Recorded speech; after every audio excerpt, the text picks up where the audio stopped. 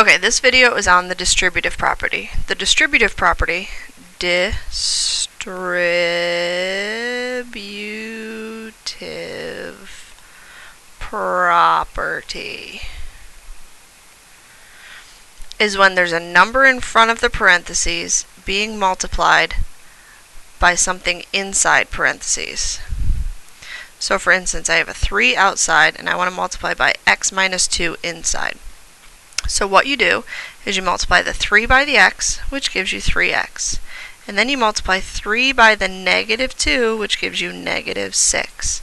That's all it is. You're distributing the number through the parentheses. Negative 4 times x, negative 4x. Negative 4 times negative 5, plus 20. 5 times 2x plus 3. 5 times 2x, 10x. 5 times 3, 15. This is the distributive property, folks. Negative 3, negative 2x minus 5. Negative 3 times negative 2x is positive 6x. Negative 3 times negative 5 is plus 15. There's only one little tricky thing to this, and that's if there's a negative in front of the parentheses. What that really means is a negative 1. So you're going to do negative 1 times x, which is negative x. And you're going to do negative 1 times negative 3, which is positive 3. So that would be your answer there. Now we're going to add in a little combining like terms with the distributing. This is real solid algebra. 3 times x, 3x. 3 times negative 2, negative 6. Plus 5x minus 6x. 3x plus 5x, 8x. Minus 6x, 2x minus 6. That's it. That's your final answer. One more example.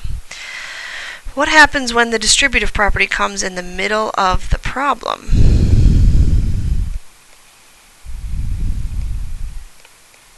Well, this number right here, this 6, nothing's happening to it. Remember, order of operations says you have to do all your multiplication and division before you can add and subtract. So I'm going to bring down that 6.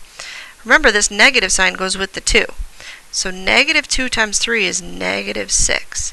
Negative 2 times 4x is negative 8x.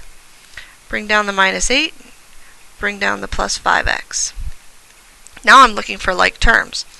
I have a 6 and a negative 6 and a negative 8. Well, 6 minus 6 is 0, so all that's left is negative 8. Negative 8x plus 5x is negative 3x. Now in algebra, we like our variables to come first. So you can move a number or a term. Remember, we use the word term. The terms here are negative 3x and negative 8. You can move them in any order you want, as long as the sign that's in front of the number stays with the number. So let me show you that example.